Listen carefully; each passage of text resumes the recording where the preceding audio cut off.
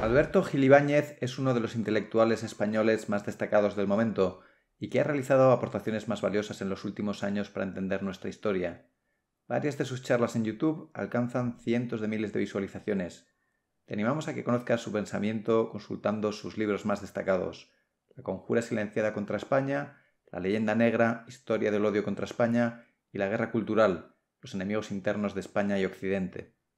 Pues es un placer estar hoy con Alberto Gil Ibáñez, uno de los intelectuales hispanistas, si nos permites llamarte así, más destacados.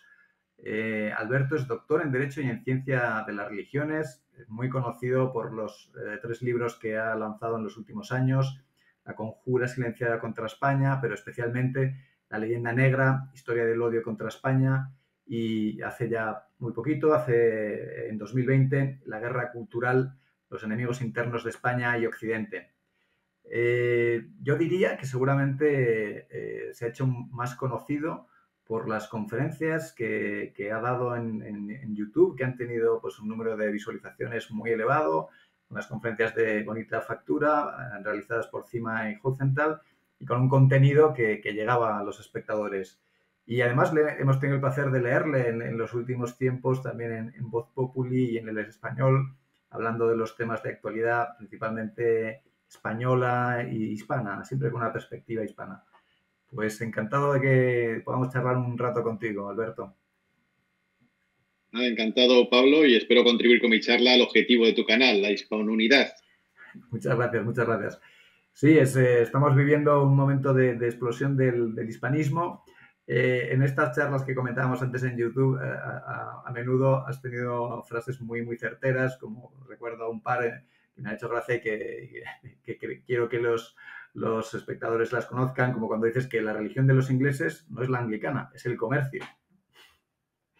El dinero, básicamente. Sí, esta puede sonarnos un poco graciosa, pero la otra, que también creo que define a la perfección, es un poco más triste por lo que nos toca, ¿no? Que pues Inglaterra ha escrito la historia de su país y la de los otros países, y España es única porque España no ha escrito ni su propia historia, ¿no? Y esto es algo más entristecedor. Perfecto. Entonces, bueno, como es el único país sí, que su historia la escriben otros. Es así, somos un caso único. Este es el hecho diferencial español y no otros que algunas personas dicen de vez en cuando.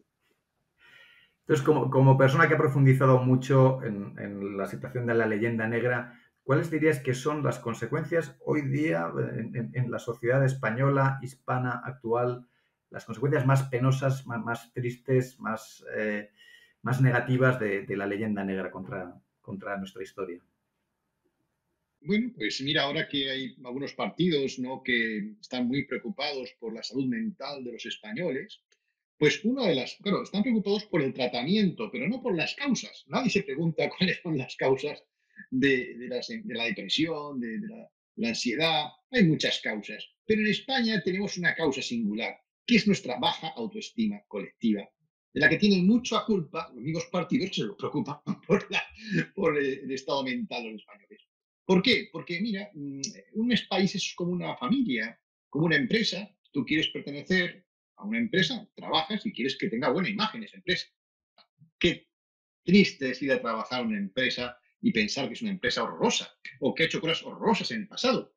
O quieres pertenecer a tu familia y estar orgulloso de tus padres, de tus hermanos, tus abuelos. Qué malo es estar en una familia diciendo que tu abuelo era un genocida, un ladrón y tantas cosas que se dicen. Lo malo de todo esto, como bien sabes tú por mis libros y porque está escrito, es que el que más clama contra sí mismo es un español. Es decir, España es el único país cuyo enemigo no es un extranjero, sino son los propios españoles, su mayor enemigo. Es decir, el que más critica el pasado, el que más critica que es lo de todos, son otros españoles. ¿Esto que lleva? A la división, al sectarismo, a un sectarismo galopante como no hay en ningún otro país. Es un país dividido contra sí mismo, evidentemente una fractura social. Es curioso porque en los años 50, 60 se gritaba por parte de la izquierda este grito revolucionario: el pueblo unido jamás será vencido. Y curiosamente, la izquierda española es la única izquierda yo creo de las que conozco, que se dedica a dividir el pueblo. El pueblo dividido, claro que será vencido por los demás. Hay una ingenuidad galopante, luego veremos también, ¿no? Pero eso es que cree el español que critica a otro español o a lo que es de todos, que con esa crítica no se hace daño a sí mismo. Y claro, yo pongo el ejemplo de esa persona que tira una piedra al, al cielo pensando que no le va a dar en la cabeza. Eso es lo que tenemos, una sociedad dividida, frágil y fragmentada. Como digo, el separatismo no es nuestro mayor problema. El separatismo es la consecuencia de un problema originario, que es la falta de unión de los españoles en torno a su propia historia y su ser. Muy interesante. Y bueno, hablabas de la baja autoestima. Esto hasta se puede ver en las encuestas que se realizan, ¿no? Siempre los españoles opinamos peor de nuestro país de lo que desde fuera opinan de nosotros, ¿no? Pues, ¿tú crees que al final eso ha hecho también que cristalicen algunos rasgos de la sociedad española actual? Sí, ya, bueno, López Ibor, este famoso psiquiatra, en el año 51 escribió un libro que es El español y su complejo de inferioridad. Es un libro que no podía haberse escrito con otro gentilicio, no se puede escribir el inglés, y su complejo de inferioridad al francés, y su complejo de inferioridad al italiano o al argentino. Es un libro que solo puede escribirse con un gentilicio que es el español.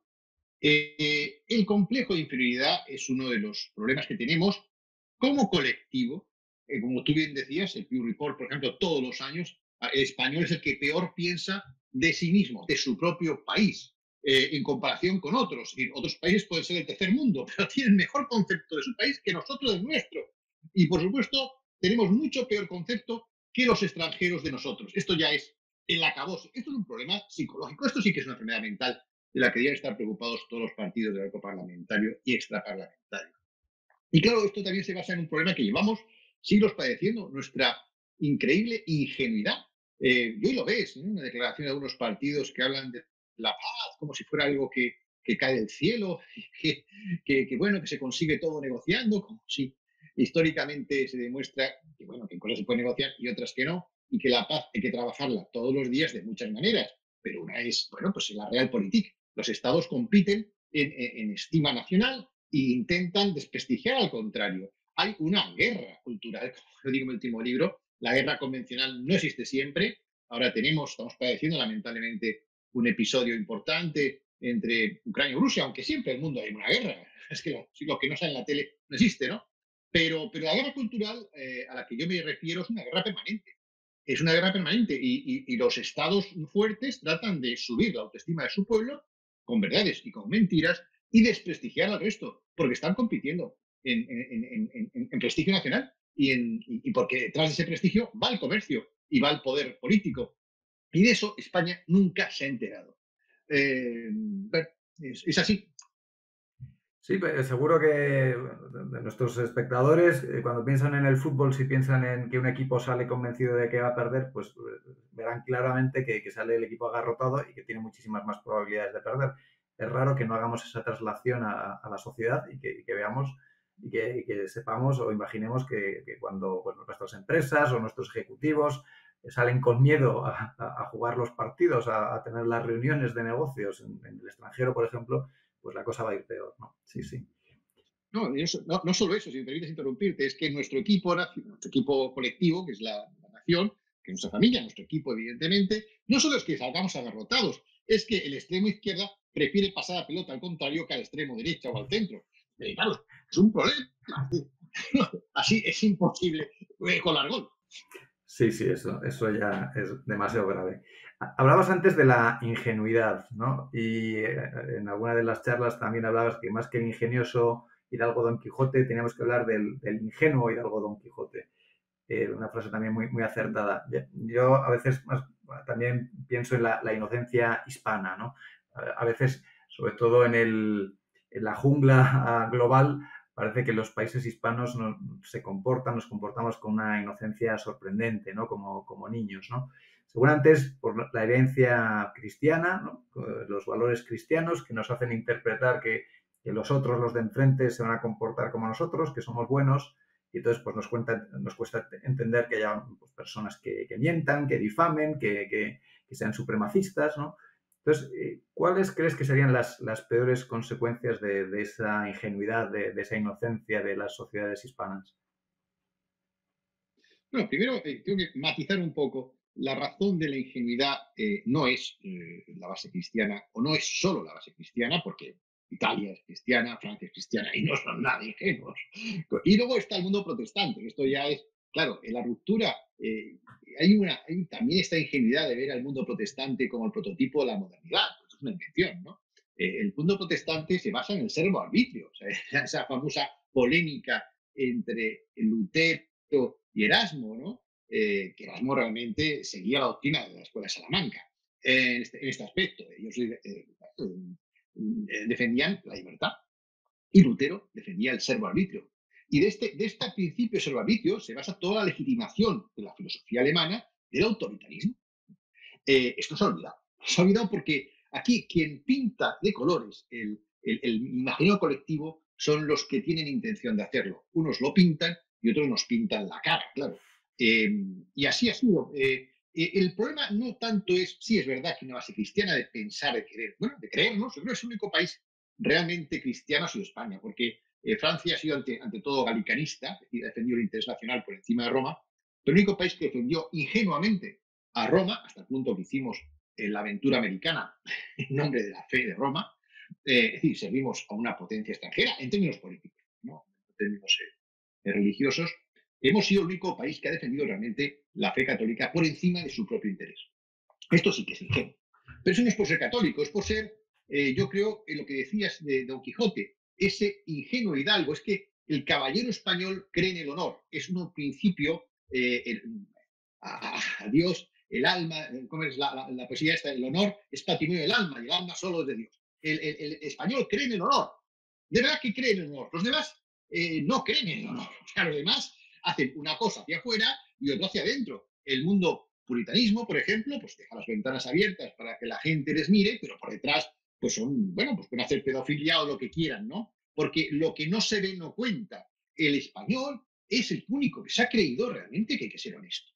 Y lo han creído incluso nuestros reyes, porque creo que tanto Isabel como Carlos, como Felipe, por ejemplo, II, fueron honestos, hasta el punto de acuerdas que cuando Carlos V gana la batalla de Pavía y captura al rey francés, le encierra aquí en una torre de los Lujanes, en Madrid, y pacta con él dejarle ir, a cambio de su palabra.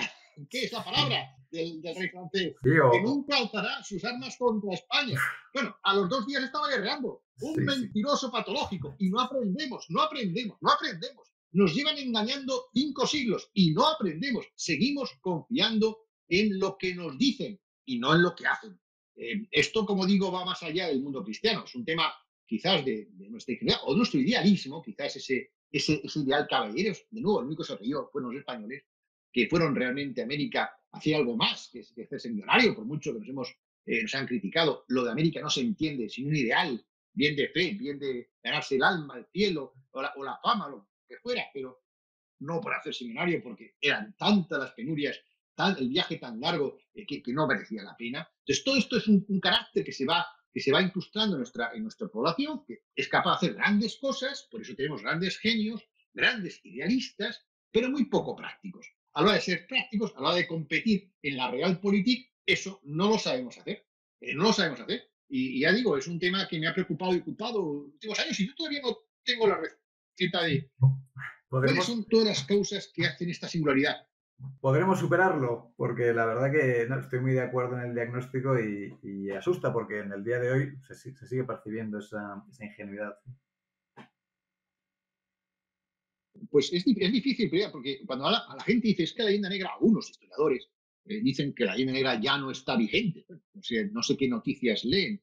Pero mira, cuando ves un poco, por ejemplo, como te decía, los grandes males de España, uno es el sectarismo, otro la ingenuidad y otro es el localismo extremo. Este localismo, que ahora tiene nombre de nacionalismo, pero ha sido localismo siempre, por ejemplo, dio al traste con la Primera República. Los republicanos españoles no hacen ese diagnóstico. No llegan nunca ahí. El republicano español que quiera la república, lo primero que tiene que hacer si quiere la república es curar un mal que ya destruyó las 2 repúblicas, entre otros males, que fue el localismo. un localismo que hizo que en la Primera República se declarara en Estado independiente esta Jumilla. Bueno, pues esto no está en la agenda.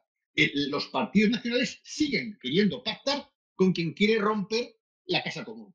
Esto, bueno, o hay alguien que le está pagando mucho dinero, o de nuevo, es una vena de la ingenuidad. Pero si vas a la derecha, también es muy ingenua. O sea, yo creo que seguimos en ese mundo de la ingenuidad, de las grandes declaraciones, de querer ser más papistas que el Papa, de querer ser más demócratas que nadie, de creernos cosas. Aquí, por ejemplo, el CNI, al que se le critica, es el único servicio secreto del mundo cuyas actividades todas están sujetas a control judicial. Y además no tenemos, como en Estados Unidos, 16 servicios secretos, con lo cual la CIA solo es uno. Hay la NSA y muchas otras más, son 16 servicios secretos. Aquí hay uno y le machacamos porque no sé qué ha hecho tal. Pero pues está controlado judicialmente. Es una ley que son las más rigurosas del mundo. Queremos ser los más papistas, los más puristas. Y claro, nos dan las tortas por todos los lados. Ahora estamos comprando energía a fracking a Estados Unidos porque queremos ser más ecologistas que nadie y no hacer fracking en nuestro país. Esto se llama ingenuidad. Seguimos practicando la misma ingenuidad que nos ha llevado al desastre. Es una enfermedad genética. Pues el hecho de que todavía sigamos enfrentándonos a esto, pues seguramente habla de que nuestras élites intelectuales no lo han hecho del todo bien. ¿Cuál crees, cómo calificarías el papel de las élites hispanas en el siglo XX, esencialmente, para asumir nuestra historia, el pasado y sugerir un camino de futuro? Bueno, pues efectivamente las élites han sido un gran problema. La decadencia española empieza en el siglo XIX, pero hay que tener en cuenta que el siglo XIX no fue la pérdida de América, aunque también. Es que padecimos 4 guerras civiles, bueno, casi 5 guerras civiles en nuestro suelo, de las que se habla muy poco. La primera guerra civil fue la propia liberación de los franceses, porque una parte de los españoles salieron con los invasores. Esto no pasa en ningún otro sitio, pero aquí hubo afrancesados. Evidentemente, bueno, en otros países que, aunque tenía una buena fama la República Francesa, cuando te invaden, realmente te unes contra el invasor. Aquí todavía hay gente que defiende que Napoleón era un gran hombre, que era un dictador y un sanguinario. Pero luego tuvimos la guerra civil con América, que fue otra guerra civil entre hermanos, ¿no? Aquello no es una guerra de secesión, fue otra guerra civil que nos sangró porque se rompía algo que era una familia, ¿no? Y luego 3 guerras carlistas. Claro, 5 guerras civiles en un siglo XIX es importante, pero además en el siglo XIX pasan otras cosas muy curiosas, como son los grandes magnicidios. Y aquí ya tenemos pistas de lo que está pasando con España. Los grandes magnicidios, Cánovas, Canalejas, Dato, Prim, bueno, y que quisieron matar también, bueno, y más, que intentaron matar a más, ¿no? Pues todos pasaban por París. Los asesinos, aquí nos han contado la moto de que eran lobos solitarios, un anarquista loco, no, todos estos anarquistas eran asesinos a sueldo y pasaban siempre por París a recibir instrucciones. Esto nos ha dicho por miedo o porque, bueno, podemos entrar también en otros acontecimientos más recientes, luctuosos de nuestro país, que todavía no sabemos quién puso las bombas, ¿no? Pero claramente, ¿qué hacían nuestras élites? Pues venderse. Hay varios ejemplos, venderse. Las élites nuestras han vendido. Se han vendido y de hecho siguen vendiéndose. Tú estás, hoy damos una charla sobre estos temas, que, bueno, gracias a Dios, hay cada vez más gente que habla de estos temas, es verdad, pero también los enemigos son poderosos y siguen sacando nuevos temas contra España siempre. Pero tú das una charla y te encuentras a un tipo de derechas que habla siempre bien de los ingleses. Porque la derecha española es anglófila, incomprensiblemente anglófila. No tenemos una colonia más. Son anglófilos. Y la izquierda son francófilos. Oye, francófilos, pero si Francia ha sido un desastre contra España siempre, se han despreciado todos. Unos pocos escritores se salvan. ¿Cómo puede ser alguien francófilo siendo español? Y por esto todo el mundo desprecia a la cultura española. O sea, nadie habla de la Escuela de Salamanca, nadie habla de la Ilustración española, nadie habla de que aquí tuvimos realmente el humanismo por excelencia, o el liberalismo humanista por excelencia, que fueron los neoescolásticos, o San Isidro de Sevilla, o tantas otra gente que podíamos estar orgullosos. No, somos anglófilos, somos francófilos. Hoy es completamente irracional. O sea, esto solo se explica de 2 maneras. O son idiotas, ¿vale? Yo digo ingenuos porque queda mejor, ya me has calentado. digo hispanobobos, digamos, hispanobobos, digamos, cariñosamente, claro, hispanobobos, o les compran. Yo me Y inclino hay más unas por la pistas segunda en esto. opción. Pues sí, porque realmente, no sé si conoces el libro de Sanders, Francis Sanders, de la Guerra Fría Cultural, que habla de cuánto se gastaba la CIA y el KGB en la Guerra Fría. Eso está contabilizado por ella. Hay otras partes que no se sabe.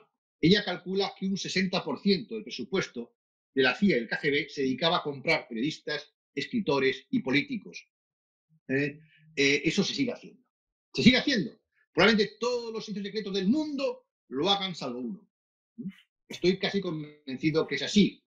Pero bueno, tampoco puedo Hemos decirlo, pero es tenido así. un Y claro, ejemplo muy reciente, ¿no? Con el de la exministra del gobierno de Zapatero hablando a favor del gobierno marroquí, ¿no? Que es el claro ejemplo claro, de un traidor del libro, una claro, traidora del libro, y claro, que se ha sabido después que está pagado por claro. una universidad marroquí. Bueno, pues en algún chat que yo he estado, la gente le justificaba porque estuvo casado con una persona marroquí, favorable al rey Hassan, que era por emociones. Bueno, claro, luego se ha demostrado que es por la pasta, ¿no? El Reino Unido lleva comprando a sus enemigos toda la vida. Incluso cuando consigue que Escocia se una al Reino Unido, que no era, pues no era Reino Unido, Escocia era independiente, lo que hace es comprar a todos los diputados escoceses. Y estos aceptan un pacto humillante, que es que están en Westminster infrarrepresentados. Infrarrepresentados. Bueno, lo aceptan. ¿Por qué? Porque, y lo dice claramente el director secreto británico, los compramos a todos. Esto llevan haciendo, y hay ejemplos, bueno, como el caso de por qué el submarino Peral no llegó a construirse, compraron al ministro de la Armada, y siempre han estado ahí, incluso por qué de repente España deja de invertir en su Armada, que era lo que le daba el puntal tecnológico para estar al nivel de otras potencias, porque Gran Bretaña compra a políticos para que así se haga. Es decir, cuando uno ve lo que pasa en España, detrás siempre hay alguien comprado por una potencia que no nos quiere bien. Es así, esto es la guerra política, hay que asumirlo. El problema es por qué nosotros no hacemos lo mismo. Eso es lo que no salgo de mi asombro, ¿no? Y lo sigo viendo hoy y sigo viendo que somos una banda de ingenuos. En pleno 2022 y seguimos igual, ¿no? Es sorprendente, sorprendente. No todos, porque hay un 20% que se salva, siempre hay un 20% que se salva. Pero, esa es nuestra esperanza. Volviendo un poco al tema de la guerra cultural, ¿dirías que se sigue difundiendo la leyenda negra hoy día? ¿Desde dónde? Pues eso te digo, que hay muchos historiadores, probablemente a sueldo, no tengo pruebas, que dicen que la leyenda negra no existe ya. Hombre, no sé si no escuchan a López Obrador, no escuchan al Maduro, no escuchan al Papa o no ven películas.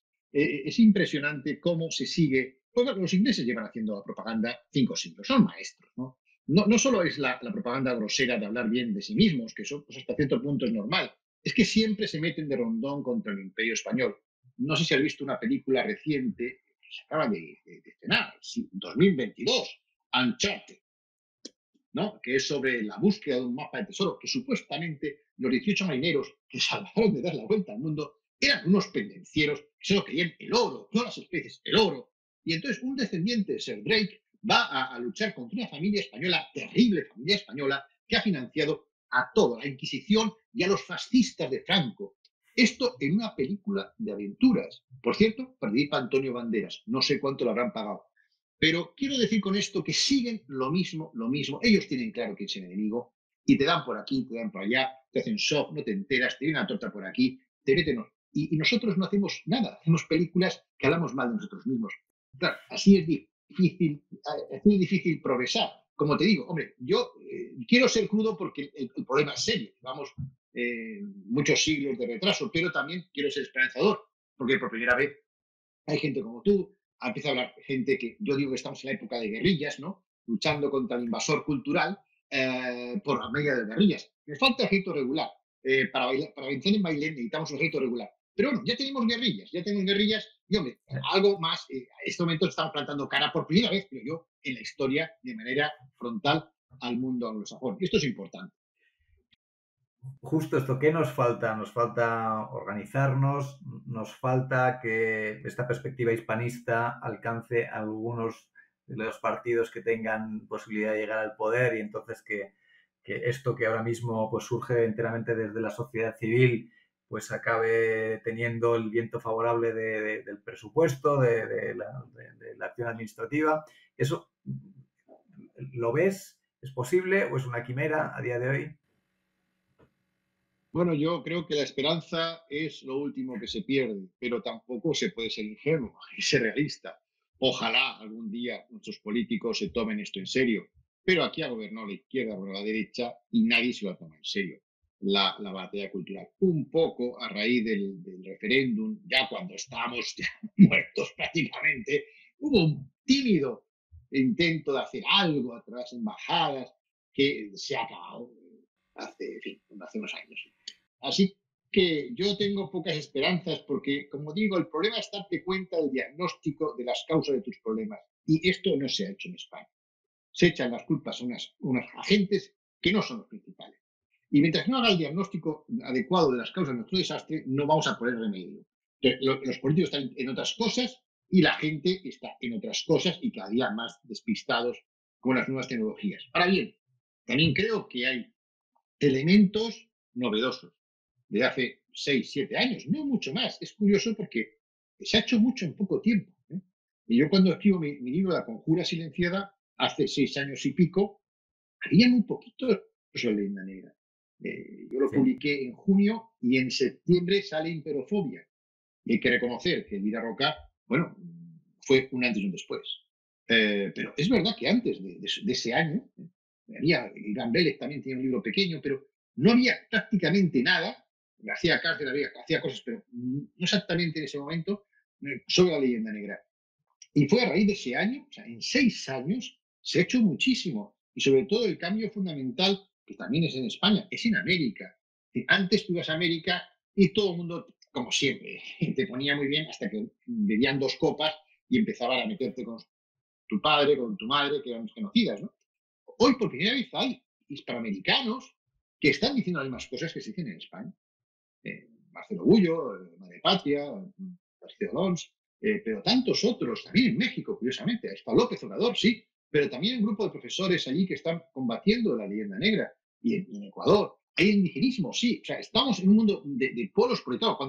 Cuando surge esta avanzadilla, pues, la avanzadilla de los hispanófilos, digamos, que quieren recuperar su historia de manera honesta, evidentemente los enemigos también se alzan y surgen nuevas historias sobre la esclavitud en España. Hace poco, un libro de Falcones, que curioso, que siendo catalán no habla de la Universidad Catalana, habla de la esclavitud en Cuba. ¿Por qué ahora? ¿No? ¿Por qué ahora? Claro, porque están reaccionando, como el indigenismo, porque de repente esta explosión de países quieren destruirse, porque están reaccionando ante lo que ven que es una tal. Hombre, aquí, como tú decías antes, el problema es las élites, ¿no? Es que la clase política española e hispanoamericana en general, pues no es que tenga un alto nivel. Ese es el gran problema que tenemos. Siempre hubo épocas mejores, pero ahora mismo no tenemos grandes políticos ni aquí ni allá.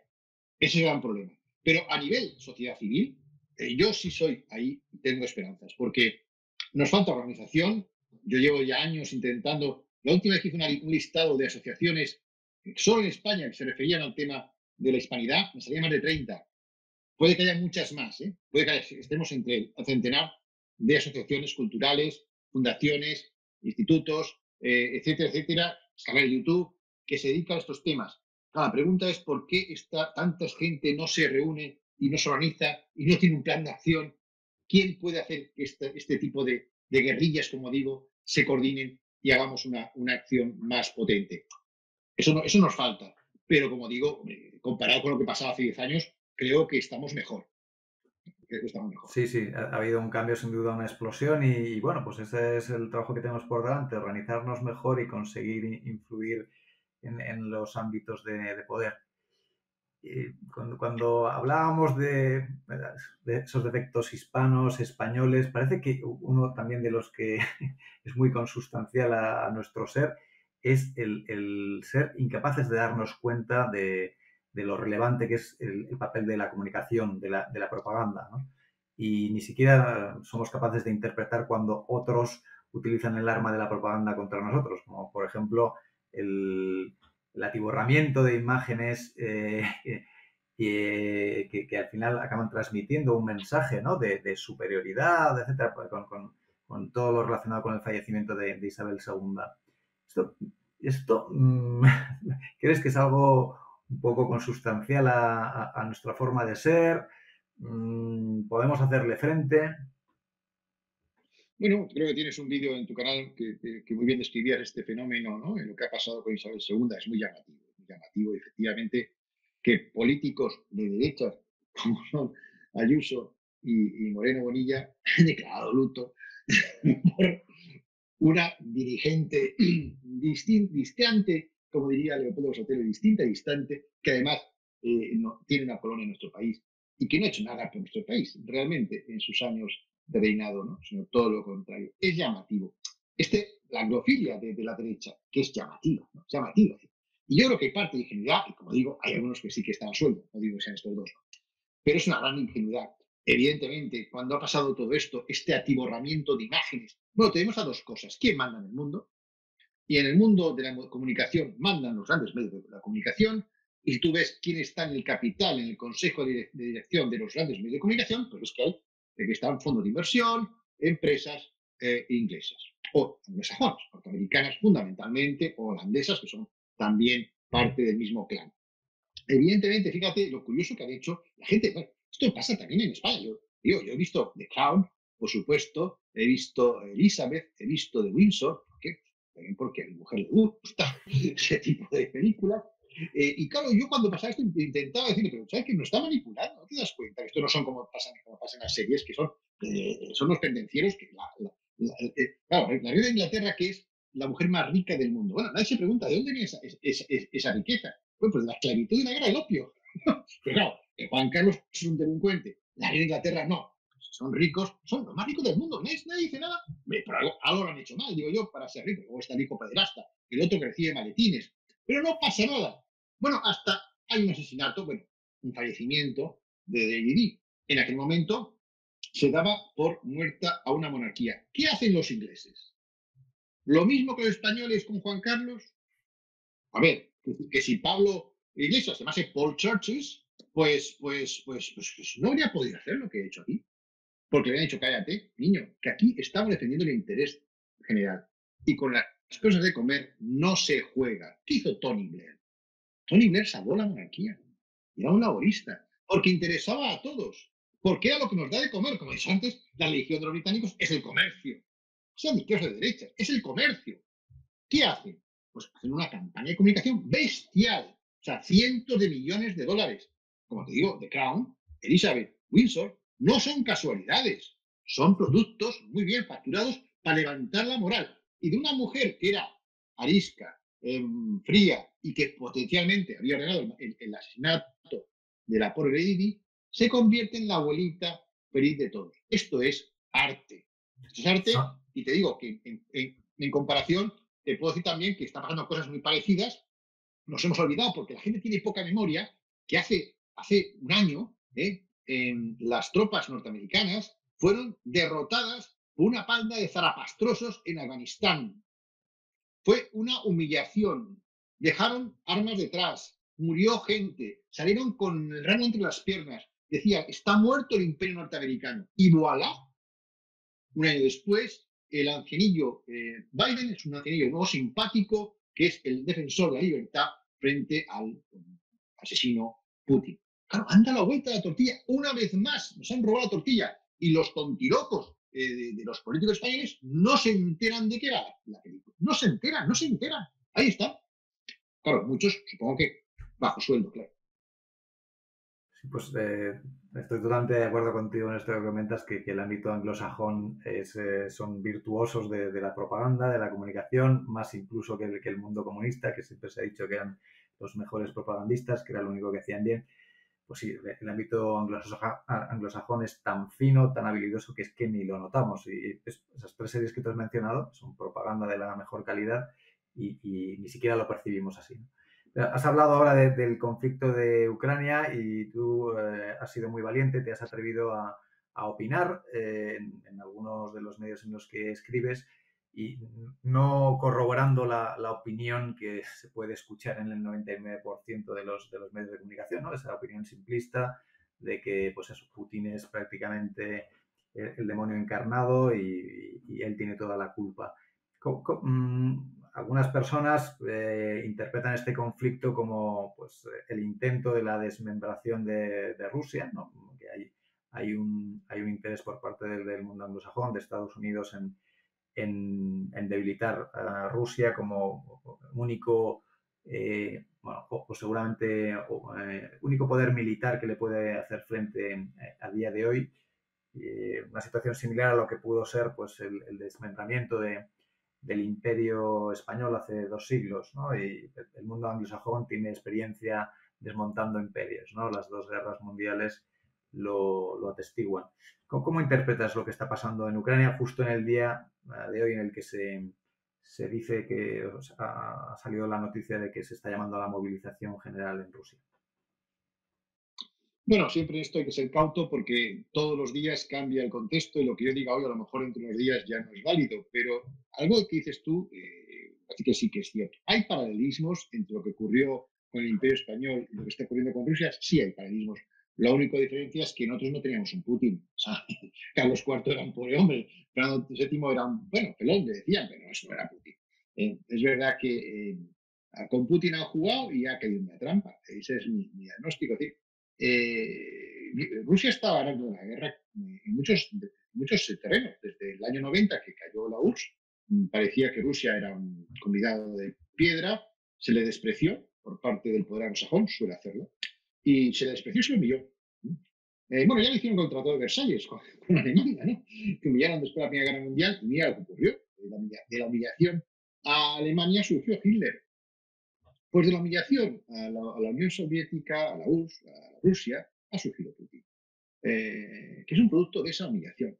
Que no ha calculado mal puede ser, pero fíjate, Putin lo estaba haciendo bien, incluso demasiado bien, porque estaba intentando plantar cara al mundo anglosajón en todos sus medios.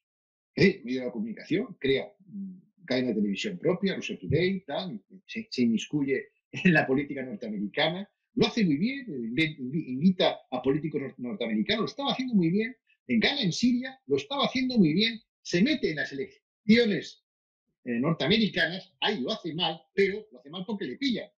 Es ingenuo pensar que Estados Unidos no se ha metido en todo lo que puede la política y como dices, lo estaba haciendo muy bien también con el Nord Stream 2, que iba a ser la unión económica con Alemania y con Europa. Sí, sí, lo estaba haciendo demasiado bien, estaba ganando la batalla cultural, estaba plantando cara a las batallas ideológicas que trae la posmodernidad, estaba ganando terreno en África, cuidado, era un problema para Estados Unidos en África, en Siria gana la guerra Rusia, en Afganistán no se mete y ve como su contrincante se debilita, luego después de la caída de Estados Unidos en Afganistán, pues todo el mundo decía que Estados Unidos iba en decadencia y Rusia iba subiendo.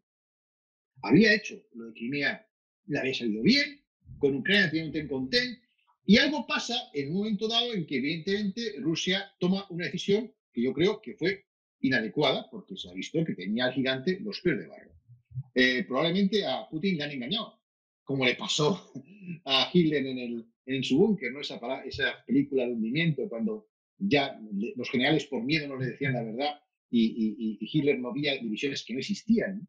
Yo creo que le han engañado y le han dicho que el ejército ruso era una cosa que no era. ¿Quién la engañó y por qué? Bueno, eso nunca lo sabremos. Lo que está claro es que ha calculado mal. La guerra ucraniana no es más que otra guerra de fronteras. Yo sé que a la gente pues, no nos gustan las guerras, pero también es que la historia de la humanidad pues, es una historia donde hay guerras de vez en cuando. Y la mayor parte de las guerras son por fronteras. Aquí se ha llegado el tema de la seguridad, pero también hay un problema de frontera. O sea, que Rusia considera que hay una zona rusoparlante que le pertenece porque Ucrania lo estaba tratando mal a los rusoparlantes. Este era el conflicto que había, ¿no? Esto es lo que, aparte de otros problemas económicos, esto es lo que moviliza la guerra, como Alsacia-Lorena, nos hemos olvidado, pues fue durante mucho tiempo un conflicto permanente entre Francia y Alemania, o como las fronteras por toda Europa. Bailaban constantemente, como los Sudetes, que fue la razón formal para desencadenar la Segunda Guerra Mundial. O como lo que pasó en Yugoslavia. Es decir, estos son guerras normales. Lo único, claro, la diferencia es que hay una potencia nuclear, en este caso, que la está emprendiendo. Esa es la diferencia. Y luego que en 2021 ya nos parece que ese tipo de guerras no deben existir. Bueno, vale, ojalá, pero los seres humanos siguen siendo seres humanos. Yo lo que me pregunto, o sea, por lo tanto, Putin es el culpable y se ha equivocado, yo creo, pero hay también responsables. Responsables que son los que sacan partido. Yo cuando veo algo que no entiendo, fenómenos, ataques terroristas muy grandilocuentes o cosas, sobre todo el mundo internacional, que es un mundo muy complejo, que no entiendes, pues siempre te preguntas cui prodest, ¿no? ¿A quién beneficia? Para saber realmente las cosas hay que preguntarse a quién beneficia, por si no entendemos nada, porque siempre, sobre todo en el mundo internacional, hay agendas de distintos niveles. Claro, ¿a quién le beneficia la guerra entre Ucrania y Rusia? De luego, no a Ucrania, está siendo bombardeado, no a Rusia, claramente, que está poniendo los muertos también y además va a perder y tiene sanciones económicamente. ¿Quién sale beneficiado de esta guerra? Hombre, hay dos o tres, que son dos agentes, como digo, que salen muy beneficiados. Uno es Estados Unidos, que estaba, como digo, ya dado por muerto y ha revivido políticamente, pero también económicamente, vende armas como nunca a toda Europa, 2% se ha conseguido, que nunca no lo consiguió ni Trump por la guerra, pero vende a Ucrania, vende a Europa, vende como nunca armas, con lo cual el conglomerado militar, que no tiene poca importancia en el gobierno de Estados Unidos, está muy contento con esta guerra. No quiere que pare. Sigue, no pare, no pare. Y el otro, que está muy contento, vende fracking. Vende fracking los países más ecologistas de la Tierra. Están que no se lo creen, están todo el día saltando de contentos. Están ahí todos los empresarios norteamericanos. No se lo creen. Venga a vender gas licuado, están. Sí, están encantadísimos porque Europa no iba a comprarle, compran la carne genéticamente modificada, compraría todo en estos momentos Europa, Estados Unidos, están encantados. ¿Por qué van a querer que se pague esto? Y otro es China. Claro, China está consiguiendo el gas ruso a 1/3 del precio de hace 2 años o 3 años. Y un gigante comercial como China, que necesita energía barata, ¿por qué va a querer que pare esta guerra? Claro, otra cosa es cómo puede parar esta guerra. Yo me preguntaba esto hace un mes y yo me decía que no veía un fin porque no veía que ninguna de las dos potencias pudiera derrotar a la otra. Una guerra solo acaba cuando uno de los dos es derrotado. No veo Ucrania puede defender su territorio y con las armas occidentales lo está haciendo muy bien. Incluso se puede hablar de una guerra realmente entre Estados Unidos y Rusia a través de Ucrania, pero no creo que tenga el potencial para invadir Rusia, ¿no? Y Rusia se ha demostrado un gigante con pies de barro que tampoco tiene potencial para invadir Ucrania. ¿Cuál es la única solución? Y creo que en eso están pues, todos los sitios secretos del mundo y toda la Europa y todo Estados Unidos y todo, es que caiga Putin. O sea, en este momento la única forma de acabar con esta guerra es que caiga Putin.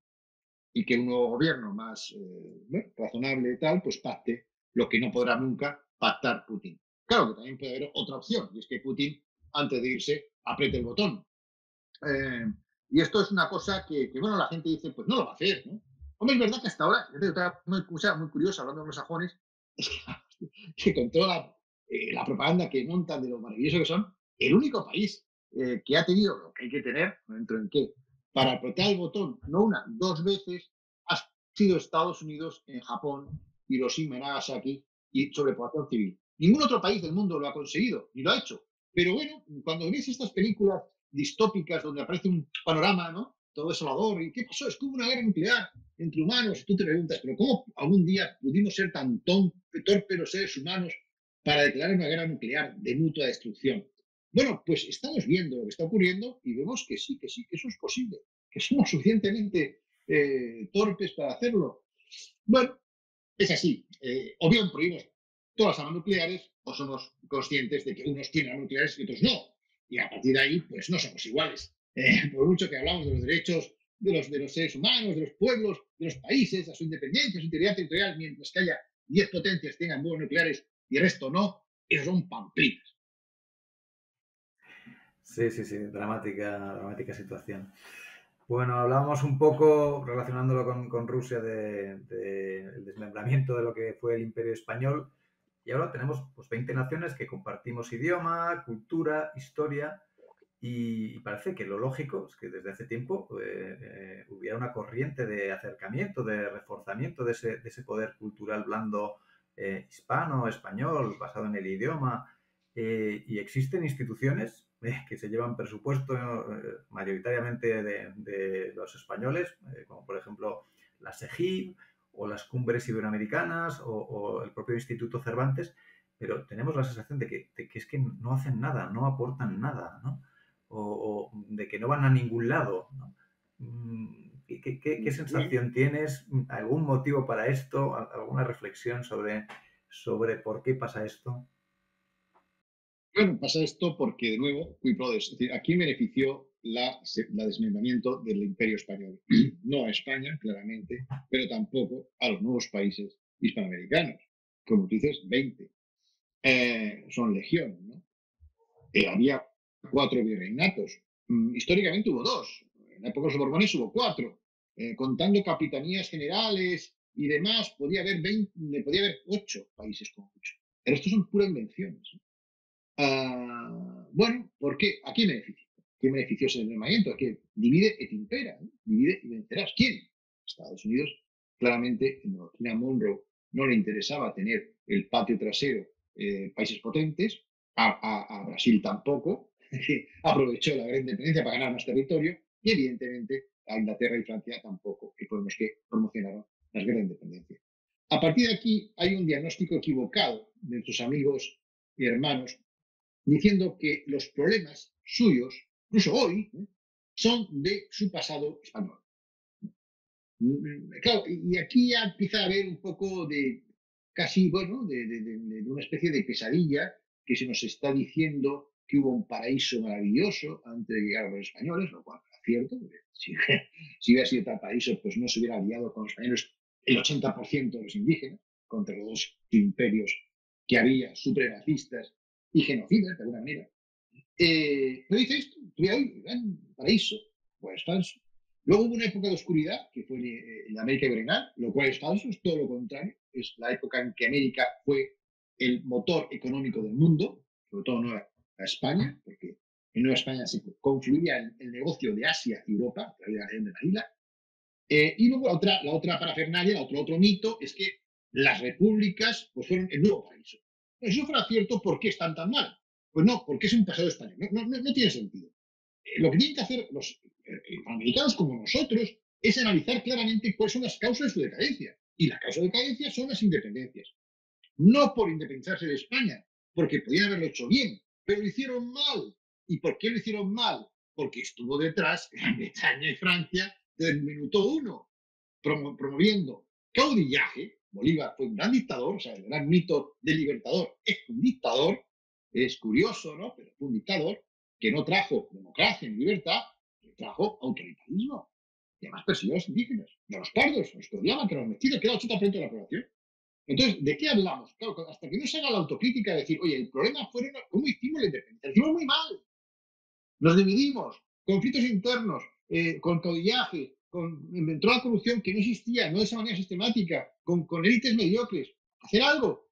Hay que ver por qué estamos así. Y mientras que no se haga este cambio de relato, todo lo que se diga es inútil. Porque, claro, puedes crear, ahora realmente no sé qué intención hay, pero en su época supongo que sí que estaban bien dirigidas estas cumbres iberoamericanas, y hubo algunas con cierto éxito, iba hasta Castro, y se unían todos, hacían unos planes. Bueno, parecía que podía funcionar una secretaría permanente, pero aquello fue boicoteado. Yo creo, para empezar, que todo lo que montes de cierto nivel va a ser boicoteado por nuestros enemigos. Eso es así, porque a ellos no les conviene que esto funcione. Y con poquita cosa que hagan, compras a 4 o 5 líderes de allí y lo boicoteas. O sea, no es posible hasta que no cambie ese discurso. No cambie el discurso, todo es inútil. En el libro de Marcelo Bullo da unos datos muy interesantes. Y es que da datos de papeles desclasificados de la CIA, que ya tienen más de 50 años, creo que se puede desclasificar. Que al menos 3 presidentes mexicanos han sido agentes de la CIA. Claro, coincide con los que eran más hispanófobos, pues ahí lo tienes. Cuando ves a un dirigente hispanófobo, piensa mal y acertarás. Y mientras que no hagamos ese diagnóstico, nada de lo que hagamos, nada de lo que haga el mundo político, yo creo que la sociedad civil nos podemos entender mejor. Yo creo que hay ahora mismo asociaciones que tienen ramificaciones en todos los países, van haciendo cosas, vamos uniendo, pero por abajo hay quien está planteando un parlamento global iberoamericano al margen de la política. Bueno, hay iniciativas de la sociedad civil, pero el mundo político es muy difícil porque, ya te digo, la Commonwealth se basa en un modelo español. A ellos les funcionó, a nosotros no. ¿Por qué?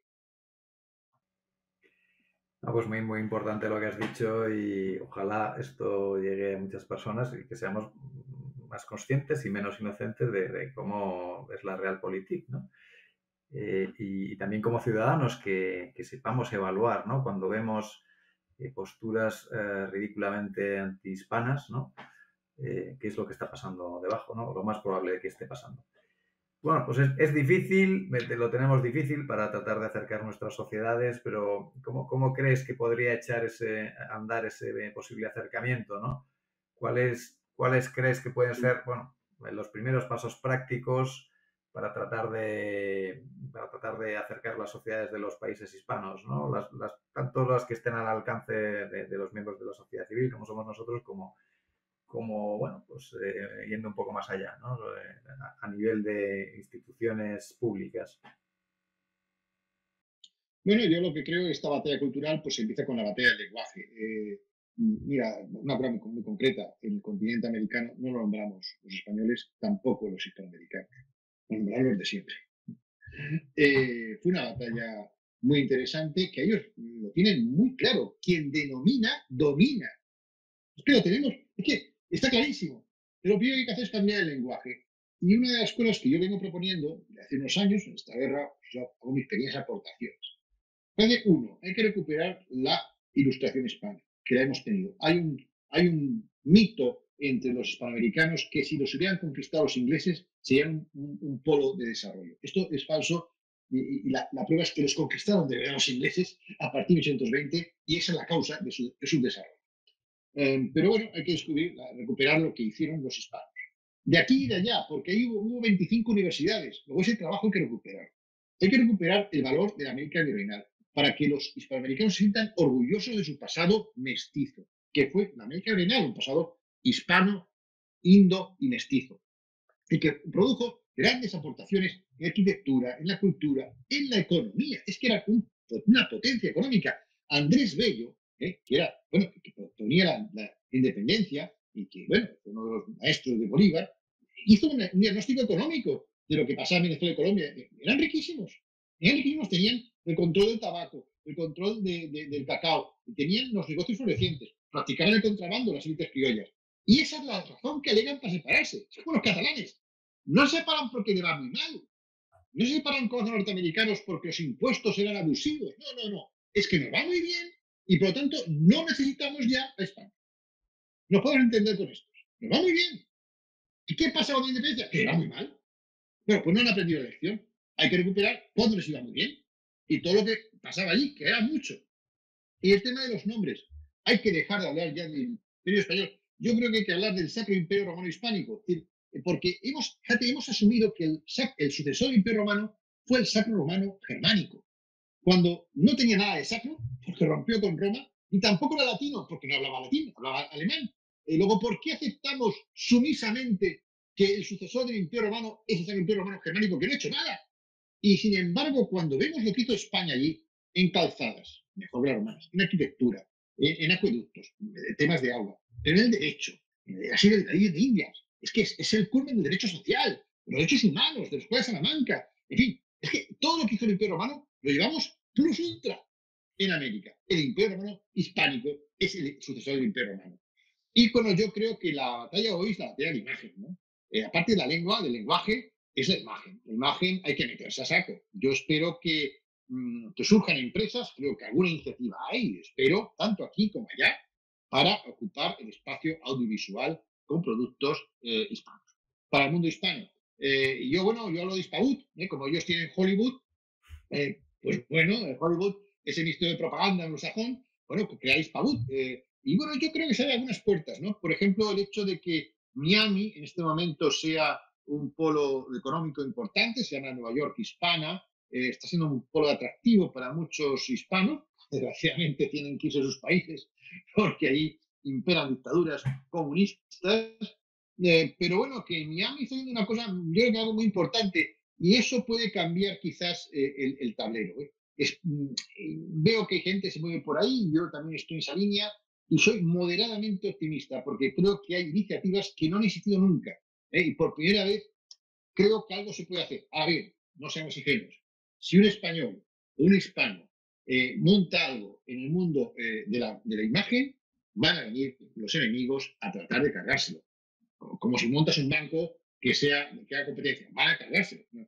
Pero bueno, yo creo que hay gente que ya sabe que esto es así y que quizás por ahí podamos conseguir algo. Yo por ahí digo, soy moderadamente optimista porque creo que hay iniciativas y que, bueno, estamos dando la batalla cuando antes nunca se había hecho.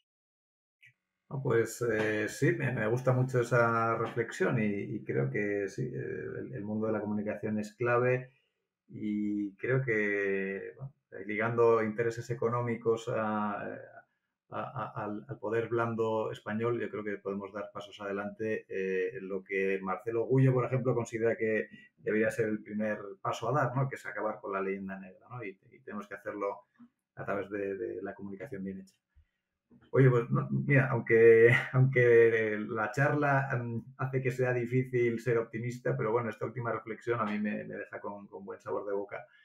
Y nada, ha sido un placer estar charlando contigo este rato, Alberto. No queremos robarte más tiempo. Y nada, porque nos has dado mucho material para reflexionar y seguro que nuestros televidentes lo aprecian mucho. Muchísimas gracias. Pues nada, tía, vosotros también y hasta la próxima.